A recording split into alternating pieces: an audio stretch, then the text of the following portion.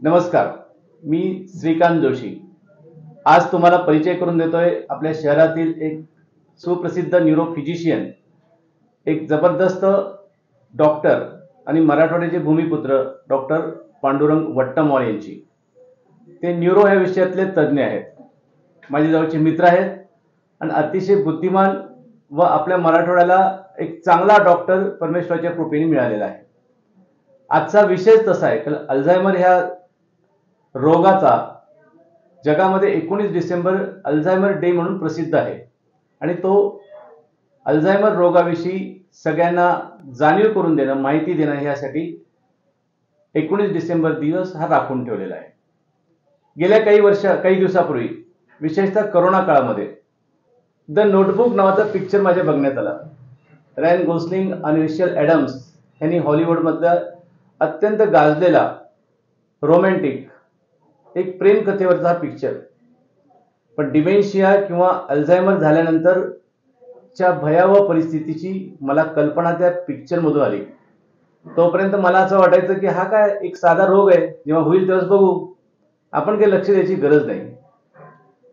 पण जेव्हा एका प्रेयसीला प्रियकर ओळखू येत नाही, जेव्हा एका पत्नीला पतीची ओळख पटत नाही, जेव्हा एखाद्या आईला मुलगा किंवा मुलगी समजत नाही, त्यावेळेसची तिची सेवा करणाऱ्यांची परिस्थिती किती दयनीय होते ही त्या पिक्चरमध्ये खूप छान पद्धतीने सांगितले.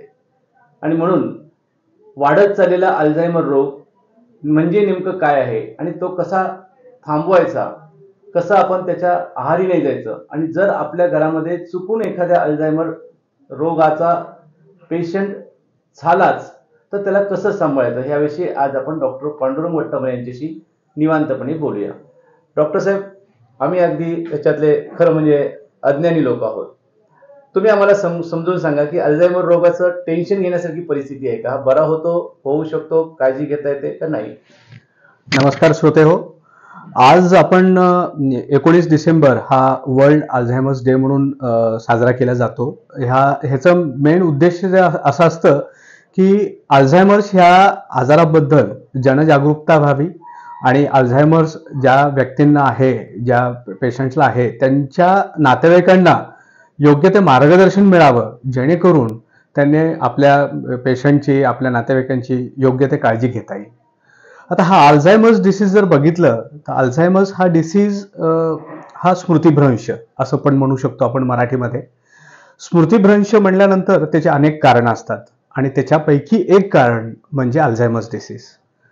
तर स्मृतिभ्रंश हा जो आजार आहे हा वयोमानाने वयस्कर लोकांमध्ये आढळणारा प्रामुख्याने आजार आहे. परंतु समजा स्मृतिभ्रंश जर बघितला आपण तर त्याचे खूप सारे कारणं असू शकतात. म्हणजे सर्वसाधारण बनलं तर व्हिटॅमिन B12 डेफिशियन्सी, म्हणजे रक्तातले काही सत्व कमी असल्यानंतर, मेंदूला रक्तपुरवठा कमी पडल्यानंतर, मेंदूला इजा झाल्यानंतर, मेंदूमध्ये इन्फेक्शन झाल्यानंतर बरेचसे असे कारणं असतात ज्याच्यामुळे स्मृतिभ्रंश होतो. पण अल्झायमर्स हा डिसीज हा पूर्णपणे वेगळा आहे.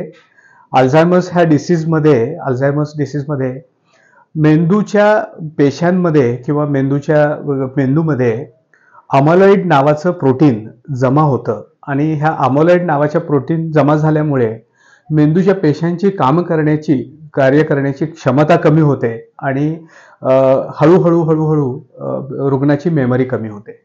आणि सर्वसाधारणपणे हा आजार जर बघितला तर 50-60 मध्ये दिसणारा आजार आहे. पण हा केव्हाही आजार होऊ शकतो. यंग पेशंट्समध्ये पण दिसतात. ह्याचं जर बघितलं तुम्ही तर सिव्हिरिटी ऑफ द डिसीज जर बघितली तर आपण त्याला सुरुवातीला माइल्ड डिसीज असतं, ज्याच्यामध्ये अशी लक्षणं असतात की फक्त आपण जे एखादी वस्तू कुठे ठेवली ते विसरून जातो, एखाद्या व्यक्तीचं नाव विसरतो, आपण एखाद्या व्यक्तीला भेटलो आहे की नाही भेटलो आहे हे लक्षात राहत नाही, कुठं जर गेलो असेल आपण त्या जागेचं नाव विसरून जातो. तर ह्या आपण दैनंदिन कार्य तो करू शकतो, तो इंडिपेंडेंट राहू शकतो. तर अशा परिस्थितीमध्ये तो माइल्ड डिसीज असतो.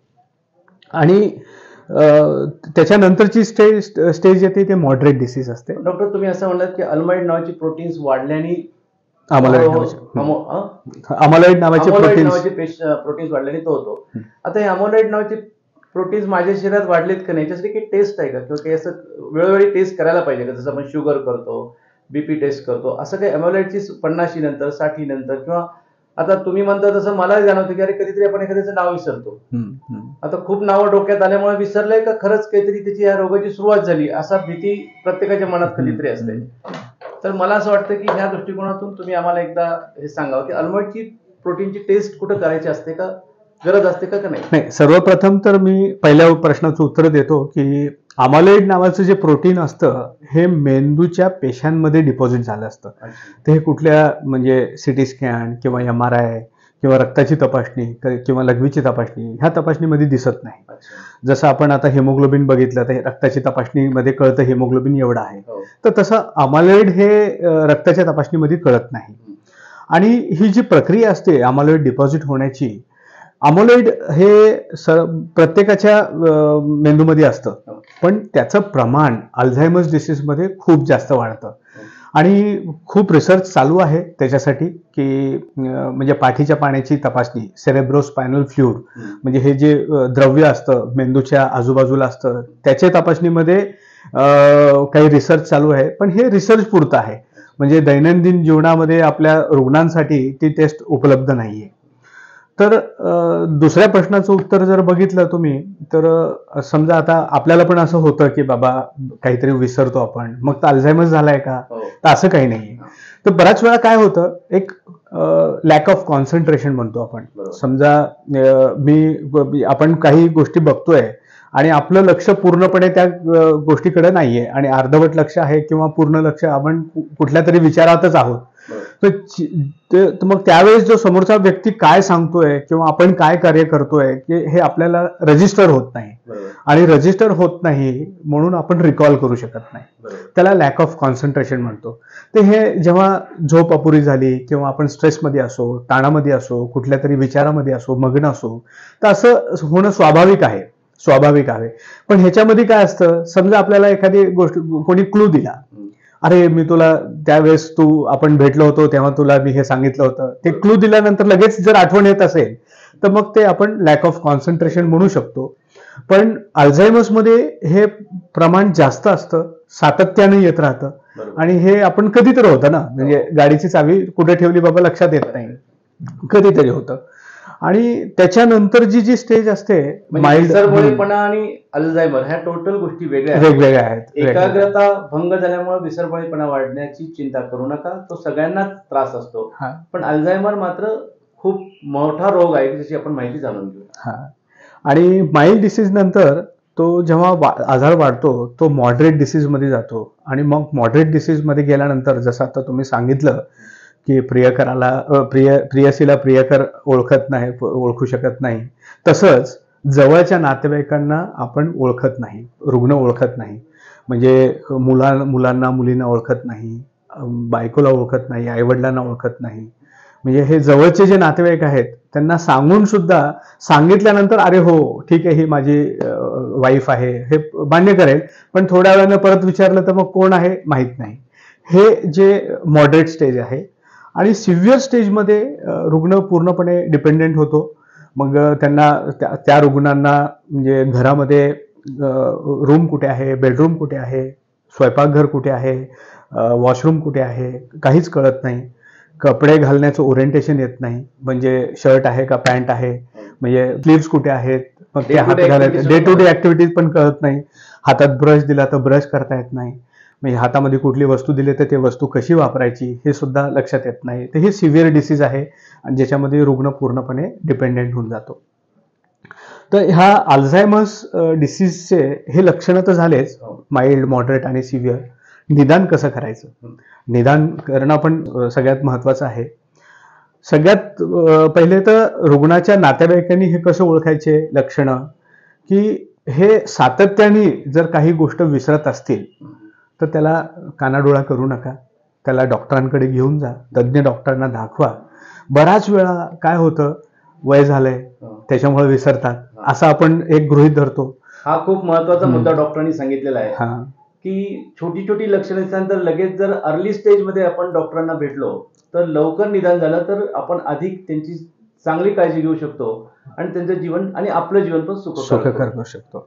त्या अर्ली स्टेजला आमच्या भाषेमध्ये आम्ही म्हणतो मिनिमल कॉग्नेटिव्ह डेफिसिट, MCI, इम्पेअरमेंट म्हणतो, मिनिमल कॉग्नेटिव्ह इम्पेअरमेंट, MCI.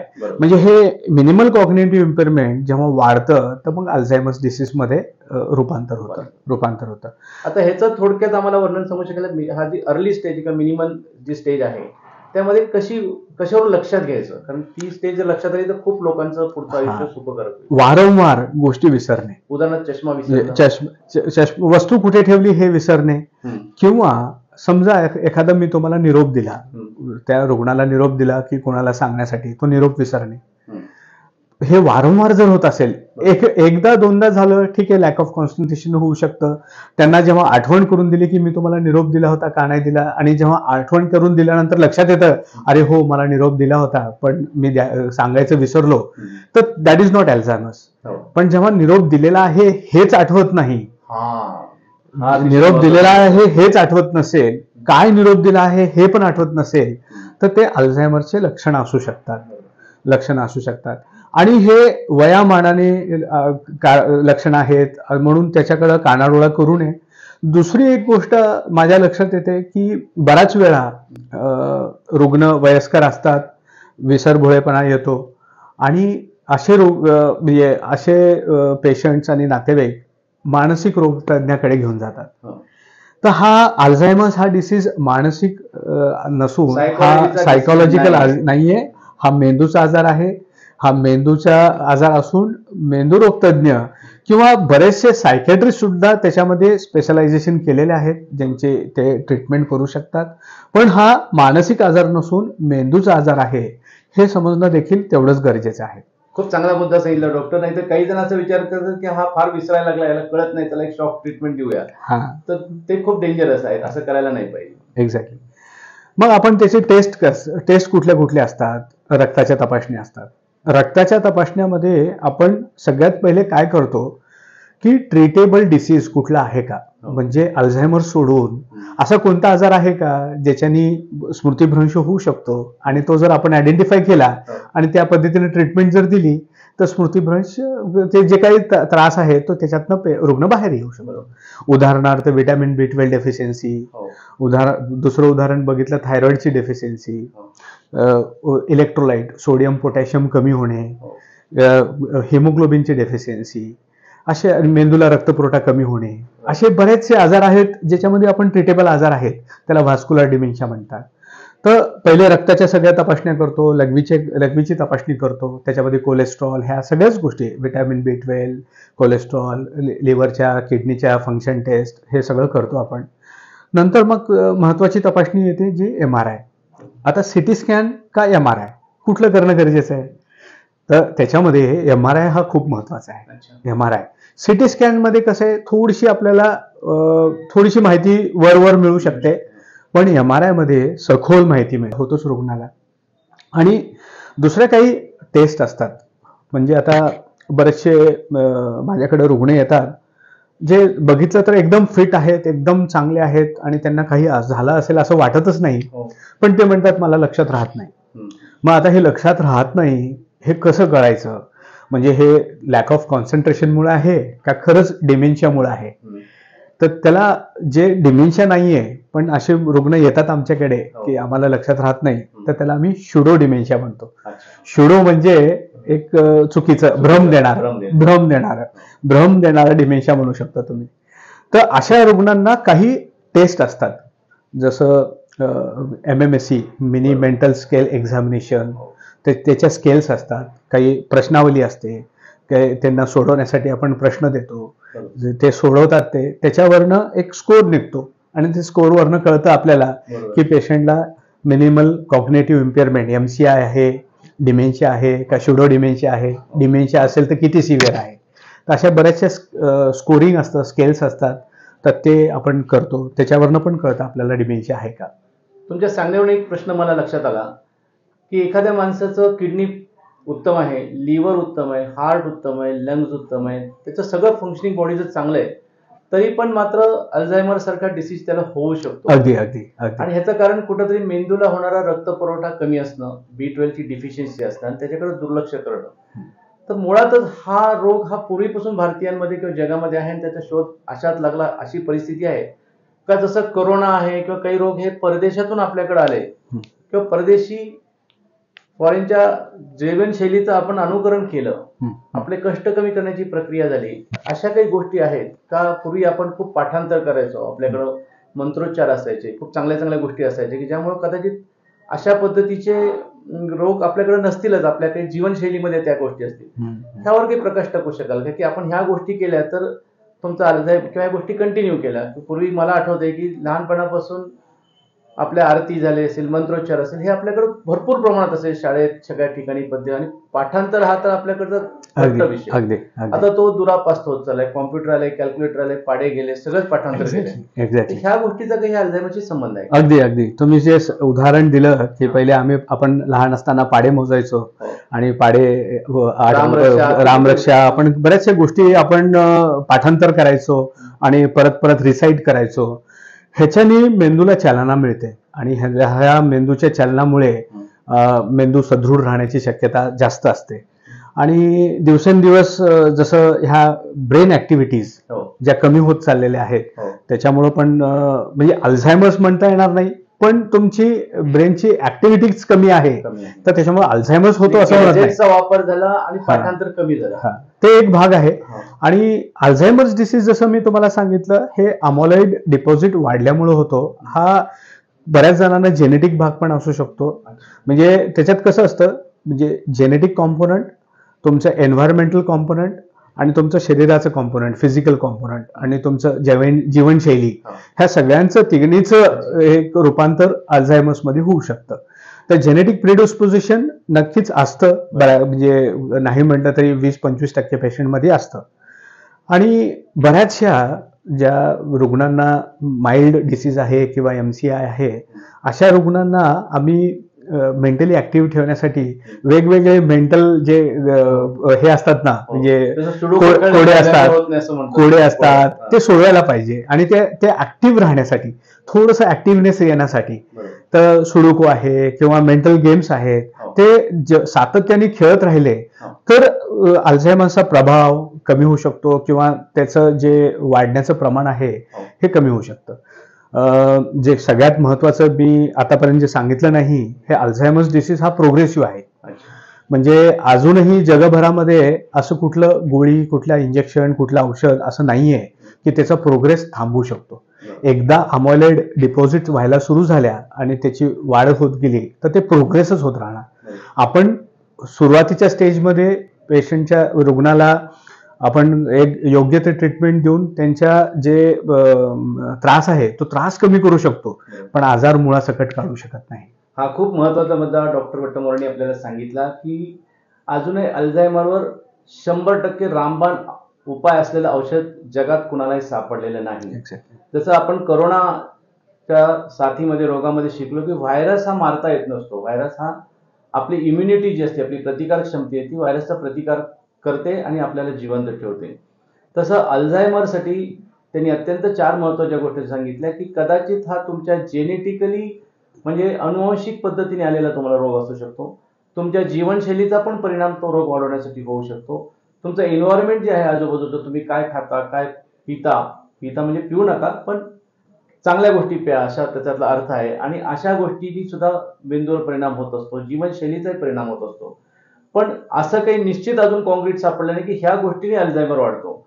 आणि त्यामुळे आपण सगळ्यांनी काळजी घेत असताना मेंदूचा रक्तपुरवठा चांगला राहिला तर मात्र अल्झायमर कमी होतो. आणि म्हणून मला वाटतं की आपल्या फिटनेसकडे लक्ष ठेवलं, आपलं हृदयाचं पंपिंग चांगलं राहिलं आणि त्यासाठी आपण जर तंदुरुस्त राहिलो, दिवसातून काही 1000 स्टेप्स आपण चाललो, पडलो, तर आपल्याला अल्झायमर होण्याचे चान्सेस कमी असतील. एक्झॅक्टली. होणारच नाही असं सांगता येत नाही, पण कमी असतील असं डॉक्टरच्या सांगण्यावरून मला समजतं. बरोबर डॉक्टर? हो. फिजिकल ऍक्टिव्हिटी, एक्सरसाइज, व्यायाम, योगासनं, प्राणायाम, तुमचे मेंटल ऍक्टिव्हिटी, काही ना काहीतरी मेंटल एक्सरसाइजेस, मेंटल ऍक्टिव्हिटी करणं गरजेचं आहे. काहीतरी कार्यक्रम चालू ठेवले. योग्य आहार असला पाहिजे. परत स्मोकिंग, अल्कोहोल पासून लांब राहायला पाहिजे. वेगवेगळ्या द्रव्यापासून टोबॅकोपासून लांब राहायला पाहिजे आणि तुमची जीवनशैली सुदृढ असली पाहिजे, जेणेकरून अल्झायमर्स काय बाकीचे पण आजार येणार नाही. मला एक महत्वाचा विषय डॉक्टर साहेबांना बोलायचं. डॉक्टर साहेब, पूर्वी 60 वर्ष झाले की लोक समजा की झालं आता आमचं सगळं संपलं, आम्ही आमच्या आयुष्यामध्ये आता सुखरूप रिटायर झालो, आता देवाघरी जायचं अशी कल्पना होती. आता मात्र प्रत्येक माणसाचं वय किमान 80 वर्ष झालंय. अगदी अगदी. आणि त्यामुळे पूर्वी हा अल्झायमर रोग आणि त्याचे पेशंट खूप कमी प्रमाणात दिसायचे. आता आपण प्रत्येक जण 80 वर्षाची किमान जगण्याची इच्छा असतो. काही जण 90 होतात, काही जण 100 गाठतात. आपण बघतो आपल्या देशाचे पंतप्रधान आता 75 असताना एखाद्या 25 वर्षाच्या तरुणाला एवढं जबरदस्त काम करतायत. त्यामुळे आपल्याला खूप काम करायची संधी आहे. जग आता एक छोटं विलेज होत चाललंय, ग्लोबल विलेज. अशा वेळेस चुकून आपल्याकडचे जर अल्झायमर पेशंट झाले तर त्यांना कसं प्रेमाने हाताळायचं, हा थोडासा सल्ला द्या. म्हणजे रागवायचं नाही, काय करायचं हे. सगळ्यात महत्वाचं, एक अल्झायमर्स असलेल्या रुग्णांना एक संवेदनशील हाताळणं गरजेचं आहे, खूप खूप गरजेचं आहे. स्वाभाविक आहे की बाबा घरामध्ये असा रुग्ण असेल आणि वारंवार त्याच गोष्टी त्यांना सांगायची गरज पडत असेल तर कदाचित एखाद्या वेळेस काही जणांची चिडचिड पण होऊ शकते. कारण आपण आपल्या कामामध्ये असतो, गडबडीमध्ये असतो आणि त्या अशा गडबडीमध्ये आपल्या जीवनामधल्या ज्या धकाधकीच्या गोष्टी आहेत त्याच्यामध्ये आपल्याला ही एक रेस्पॉन्सिबिलिटी आलेली आहे. खरं बघितलं तर आपण लहान मुलांना जसं सांभाळतो तसं ह्या रुग्णांना सांभाळणं गरजेचं आहे, लाडावून सांभाळणं गरजेचं आहे. त्यांची सुरुवातीलाच योग्य ते निदान करून नियमित गोळ्या औषधं चालू ठेवणे, नियमित त्यांचे आहार वगैरे सगळं त्याच्याकडे लक्ष देणे. आणि जेव्हा ॲडव्हान्स स्टेज येते त्यावेळेस बऱ्याच वेळा नातेवाईकांना खूप डिफिकल्ट जातं अशा रुग्णांना हाताळणे. आणि बऱ्याच वेळा नातेवाईकांची पण काउन्सिलिंग करणे गरजेचं असतं, त्यांना पण मार्गदर्शन करणं गरजेचं असतं की अशा रुग्णांना कसं हाताळायला पाहिजे. आणि बरेचसे संस्थान आहेत जिथे अल्झायमर्स असोसिएशन आहे, जिथे रुग्णांना तिथे ठेवून, जसं आता लहान मुलांना आपण कसं प्ले स्कूलमध्ये ठेवून आपण आपल्या कामाला जातो तसं ह्या रुग्णांना पण आपण अशा संस्थांमध्ये दिवसा ठेवून जे तिथं काळजी घेतील आणि दिवसभर आपले कामं करून नंतर घरी घेऊन जाण्याची पण सुविधा बऱ्याच ठिकाणी आहे. आणि तिथे योग्य मार्गदर्शन पण मिळतं, तसं कसं हाताळणे, कसं. संस्था आपल्या संभाजीनगरमध्ये आहे, संभाजीनगरमध्ये पण आहे, मराठवाड्यात बऱ्याच ठिकाणी, मराठवाड्यामध्ये पण आहेत. हे अशा पद्धतीनं काळजी घेणं गरजेचं आहे.